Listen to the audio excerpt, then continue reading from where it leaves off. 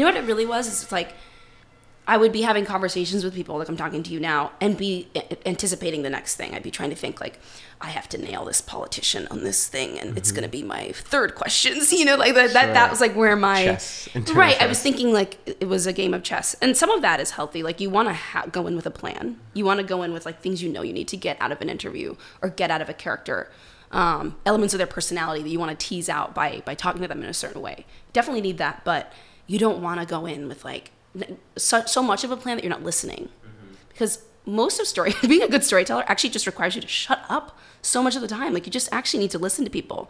You're not going to tell their story correctly. You're not going to find the elements of it that other reporters, other storytellers have missed if you're not actually just being quiet most of the time and thinking and reacting to what's happening around you. And so I learned better how to listen. And I think like literally you can watch my work and you'll see as I've progressed that I'm listening more, and that my questions react more to sort of naturally like what I hear, what's going on around me, and not so much like a plan that I came in or a vision that I previously had for what the piece would be.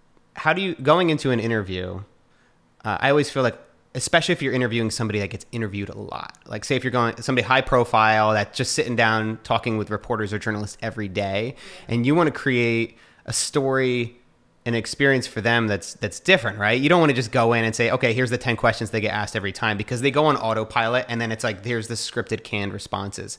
How do you get out of that, and how do you approach these interviews in a way that you're going to be able to get something that's actually genuine and not like the guise of being genuine? Probably the two ways in which I'm able to do that. And some people you can't do that with, because like they are pros. Yeah. They won't show you anything about themselves that they haven't planned to publicly show. So sometimes you can't do it.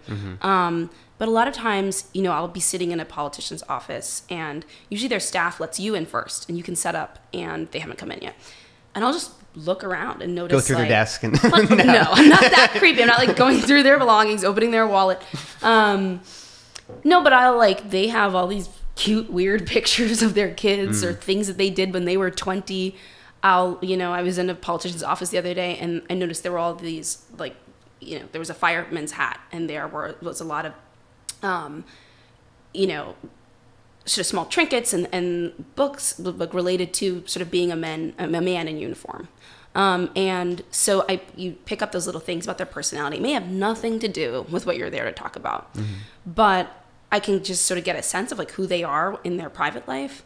And then when they sit down and we're micing them before we're rolling, I just start asking them about who they are, or that weird thing I saw, or the strange quote they have in the corner up there that doesn't make any sense to me, like kind of disarm them a tiny bit. I've showed him I'm a human being who has some interest in him as a human being. And, that he can respond to me and he can bring up thoughts or he can bring up ideas about whatever situation we're discussing. And it can be like a little bit freer and loose, you don't just have 20 minutes to hammer through whatever the major Trump talking point is for the week. We can be real for a few minutes at the end, middle, start, middle, and end. And that's what I usually try to kind of subconsciously or kind of casually show anyone that I interview, from a politician to Gavin Grimm.